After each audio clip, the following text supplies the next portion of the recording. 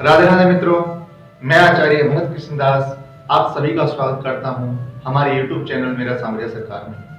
मित्रों, हमने पिछले वीडियो में देखा कि सूर्य हमारे कुंडली में किस तरह का प्रभाव डालता है। आज की वीडियो में हम जानेंगे कि हमारी कुंडली में सूर्य बलवान है या फिर वह हमारी कुंडली में ग्रसित होकर के बैठा हुआ है। कैसे जानेंगे? तो उसके कुछ लक्षण होते हैं। उन लक्षणों को देख करके हम पता लगा सकते हैं कि हमारी कुंडली में सूर्य बलवान है या नीच का है। उच्च का सूर्य और नीच का सूर्य प्राय ज्योतिष में इन शब्दों का प्रयोग किया जाता है, लेकिन साधारण लोग जो ज्योतिष से दूर हैं, यदि उनके सामने इन शब्दों का प्रयोग किया जाए तो वह नहीं जान पाएंगे कि उच्च का सूर्य क्या होता है और नीच का सूर्य क्या होता है। तो आइए सबसे पहले बात करते हैं उच्च के सूर्य के बारे में। क्या इसके लक्षण होते हैं और कब होता है उच्च का सूर्य? बंधु, उच्च का सूर्य होता है जब मेष राशि में सूर्य बैठा हो तो वह उच्च का सूर्य कहलाता है, और नीच का सूर्य कहलाता है जब सूर्य तुला राशि में 0 डिग्री से लेकर के 10 डिग्री तक के बीच में बैठा हुआ हो तो वह नीच का सूर्य कहलाता है। आइए बंधु बात करते हैं, जब सूर्य हमारी कुंडली में बलवान होता है तो वह क्या फल देता है, कैसे हमारे लक्षण होते हैं। बंधु, जब सूर्य बलवान होगा तो जिस व्यक्ति का सूर्य बलवान होता है वह साहसी होता है। निर्णय लेने की क्षमता उसकी बहुत अधिक होती है। कभी भी कोई भी निर्णय हो बड़े साहस के साथ निर्णय लेता है। हर व्यक्ति जो निर्णय ले सकता है उसके अंदर धैर्य भी बहुत होता है। तो बंधुओं, जिनका सूर्य उच्च का होता है या जिनका सूर्य के साथ उसकी मित्र की राशियां बैठी हुई हों, युति बना रही हों या उनके ऊपर दृष्टिपात कर रही हों, तो वह सूर्य उच्च का ही कहलाता है, वह सूर्य बलवान ही कहलाता है। ऐसा व्यक्ति नेतृत्व करने की क्षमता, लीडरशिप जिसको हम कहते हैं, कोई भी कार्य हो अपने हाथ में लेकर के चलेगा तो उसको अंत तक पहुंचा के ही दम लेता है, जिस व्यक्ति का सूर्य उच्च का होता है। बंधुओं, हमने देखा होगा कभी कभार हम किसी पद पर कार्य करते हैं, चाहे वो प्राइवेट नौकरी हो, प्राइवेट सेक्टर हो या गवर्नमेंट सेक्टर हो, तो हम क्या होता है कि हम किसी भी बर्डन को अपने ऊपर सहन नहीं कर सकते। अगर हमें कोई कुछ ऑर्डर दे दे या कोई हमें गलत तरीके से बोले तो एकदम से हम उग्र हो जाते हैं। ध्यान रखना, ये वही व्यक्ति होते हैं जिनका सूर्य मजबूत होता है, क्योंकि यह व्यक्ति किसी के अधीन होकर के, किसी के नीचे आकर के काम नहीं कर सकता। ये व्यक्ति लीडरशिप की भावना, मतलब राजा की तरह ही काम करना इसको पसंद आता है। किसी के नीचे आकर के काम करना इसको बिल्कुल भी अच्छा नहीं। जिस व्यक्ति का सूर्य अच्छा होता है उस व्यक्ति का समाज में, घर में, परिवार में, रिश्तेदारों तक में मान सम्मान होता है, प्रतिष्ठा होती है और हमेशा ही यह व्यक्ति उच्च पद पर होता है। जिस व्यक्ति को सरकारी नौकरी, सरकारी कार्य, ऊंचे व्यक्तियों के साथ उठना बैठना होता है, ध्यान रखना वह व्यक्ति उच्च सूर्य का, धनी सूर्य का वह मालिक होता है। बंधु, जो व्यक्ति राजनीतिक पार्टी से संबंध रखते हैं उनका सूर्य भी बड़ा अच्छा होता है। अब बात करते हैं हम कि नीच का सूर्य क्या होता है, कमजोर सूर्य किसको कहते हैं। मैं आपको बता चुका हूं कि तुला राशि में जब सूर्य 0 से 10 डिग्री तक होता है, अपनी इस अवस्था में जब सूर्य बैठता है तो वह नीच का सूर्य कहलाता है और हमेशा ही गलत लक्षण व्यक्ति के अंदर दिखाई देते हैं। जैसे कि हर व्यक्ति उदास रहेगा, कभी भी किसी भी काम को करते समय उसके अंदर विश्वास ना होना कि मैं इस काम को कर पाऊंगा या नहीं कर पाऊंगा, अर्थात विश्वासहीन का होना।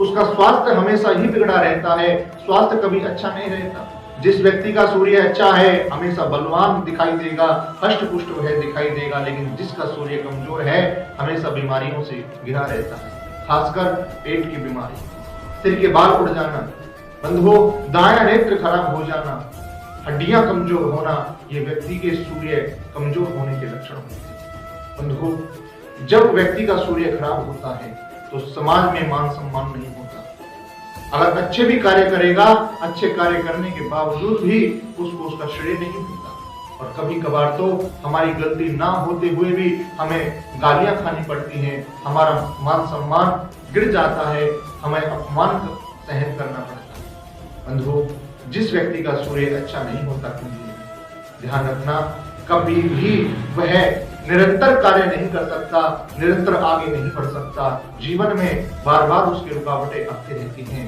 इसलिए और एक बात ध्यान रखें, जिस व्यक्ति का सूर्य कमजोर होता है, पिता के साथ संबंध उसके अच्छे नहीं होते। बार बार किसी न किसी बात पर मनमुटाव होता है, टकराव होता है और ऐसी स्थिति तक आ जाती है कि पिता के साथ हमेशा हमेशा के लिए संबंध खराब हो जाते हैं। जो स्त्रियां हैं उनका पिता के स्थान पर पति के साथ संबंध अच्छे नहीं होते, जिनका सूर्य खराब हो। जिनका सूर्य खराब होता है वह व्यक्ति कभी भी किसी का मान सम्मान नहीं कर सकता, ईर्ष्यालु होता है और क्रोधी भी अधिक होता है। लेकिन बंधुओं, अब हम बात करते हैं सूर्य हमारा अच्छा है, बुरा है, कैसा है, ये तो हमने इन लक्षणों के साथ जान लिया। लेकिन अब बात करते हैं कि कारण क्या होता है ऐसा जिससे कि हमारा सूर्य खराब हो जाता है। तो आइए कारणों के बारे में बात करते हैं। सबसे पहला कारण, बहुत ही महत्वपूर्ण कारण, आप इसको ध्यान से सुने बंधुओं। सबसे बड़ा कारण होता है यदि हमारे घर की पूर्व की दिशा अच्छी नहीं है, स्वच्छ नहीं है, दूषित है या वास्तु के अनुसार वह ठीक नहीं है, तो हमारा सूर्य हमें अच्छा फल कभी नहीं दे सकता। यदि भगवान विष्णु की हम पूजा नहीं करते, सूर्य की पूजा हम नहीं करते, तो अच्छा सूर्य की कुंडली में बैठ करके हमें कभी भी श्रेष्ठ फल नहीं देता। कभी कभी लोग कहते हैं महाराज मित्र ग्रहों के साथ युति है, अच्छे ग्रह दृष्टि डाल रहे हैं, सूर्य की महादशा चल रही है, फिर भी हमें उसका फल क्यों नहीं मिलता? क्योंकि यदि आप अपने माता और पिता का सम्मान नहीं करेंगे, खास करके पिता सूर्य का कारक तत्व है, यदि हम पिता का सम्मान नहीं करेंगे तो निश्चित ही हमारा सूर्य हमें पूर्ण रूप से फल नहीं दे पाएगा। बंधु, जो व्यक्ति देर से उठते हैं, रात्रि को देर से सोते हैं और रात्रि को देर से भोजन करते हैं, रात्रि के समय कर्मकांड करते हैं, ऐसे लोगों का सूर्य निश्चित ही खराब हो जाता है। जिन व्यक्तियों की कुंडली में उनके शत्रु, सूर्य के जो शत्रु होते हैं, कौन कौन होते हैं? सबसे पहला शत्रु होता है शुक्र, शनि, राहु और केतु। ये इसके शत्रु ग्रह हैं। यदि यह इनके साथ युति बना करके बैठ जाए, यह इनके दृष्टि करते हैं किसी भी ग्रह में, तो सूर्य कमजोर हो जाता है। ये सूर्य के कमजोर होने के कारण है। बात करते हैं कि सूर्य कारण तो पता चल गया कमजोर होने के, लेकिन उनको दूर कैसे किया जाए? क्या ऐसा हम उपाय करें जिससे कि सूर्य मजबूत हो और इन परेशानियों से हमें छुटकारा मिले? तो बंधुओं, ध्यान से सुने कि ऐसे क्या उपाय हो सकते हैं वैदिक ज्योतिष के अनुसार। बंधुओं, यदि आप सूर्य को मजबूत करना चाहते हैं तो अपने घर की पूर्व की दिशा को साफ सुथरा और किसी ज्योतिषी को, किसी वास्तु शास्त्र को जो अच्छे से समझता हो, उसको बुला करके अपने घर का वास्तु दिखाएं, ताकि पता चले कि पूर्व की दिशा में जो हमारा घर बना हुआ है उसका नक्शा ठीक है। यदि आप अपने सूर्य को अच्छा करना चाहते हो, बलवान करना चाहते हो, तो सूर्य को खुश करने के लिए सूर्य का व्रत करें। सूर्य का व्रत कौन सा होता है? रविवार के दिन, संडे के दिन यदि हम बगैर नमक के सूर्यवार को हम यदि व्रत रखते हैं तो इससे निश्चित ही हमारे सूर्य बलवान हो जाते हैं। यदि हम प्रातः काल उठकर पिता के चरणों का स्पर्श करें और जीवन भर पिता का मान सम्मान करें, उनकी कथानुसार वचनों पर यदि हम चलें तो निश्चित ही हमारा सूर्य बलवान हो जाए। यदि हम भगवान नारायण की पूजा करें, क्योंकि सूर्य नारायण कहा जाता है, भगवान विष्णु का ही रूप है, यदि हम सूर्य की उपासना के साथ साथ नारायण की उपासना भी करते हैं तो इससे हमारा सूर्य मजबूत हो जाता है। कुछ लोग कहते हैं कि माणिक्य धारण कर लो। बंधुओं, कोई भी रत्न बगैर ज्योतिष की सलाह पर धारण ना करें। सूर्य का रत्न माणिक्य है, लेकिन सूर्य कहां पर बैठा है, किन ग्रहों के साथ उसकी युति है, किन ग्रहों की दृष्टि उसके ऊपर पड़ रही है, एक ज्योतिषी इसको जान सकता है। हम अगर माणिक्य धारण कर लेते हैं तो हमें उसका बुरा फल भी मिल सकता है। इसलिए रत्न धारण करते समय हमेशा इस बात का ध्यान रखें कि सूर्य की हमारी कुंडली में क्या स्थिति है। बंधुओं, यदि हम सूर्य की उपासना सूर्य को अर्घ देकर भी करते हैं तो इससे भी हमें बड़ी शांति मिलती है। सूर्य को जल कैसे दें, इसके लिए मैंने एक वीडियो पहले बना रखी है, डिस्क्रिप्शन बॉक्स में उसका लिंक दिया हुआ है, वहां जाकर के आप देख सकते हैं कि सूर्य को जल कैसे दें।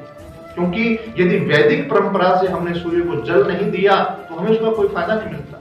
बहुत से लोग होते हैं जो कहते हैं कि पंडित जी जल तो हम रोज देते हैं लेकिन हमें उसका फल नहीं मिल रहा। अरे भैया फल मिलेगा कैसे जब तक आप उसको वैदिक रीति से नहीं करोगे। कुछ दान होते हैं, यदि आप सूर्य के दान देते हो रविवार के दिन प्रातः काल के समय, जैसे कि गुड़ का दान, लाल वस्तुओं का दान, केशरिया वस्त्र का दान बंधु यदि आप करते हो, अनाज का दान, आप गेहूं का दान करते हो, तो निश्चित ही सूर्य की महादशा अंतरदशा में अगर आपको कष्ट मिल रहा है तो उससे आपको छुटकारा मिलेगा, उससे आपको लाभ मिलेगा।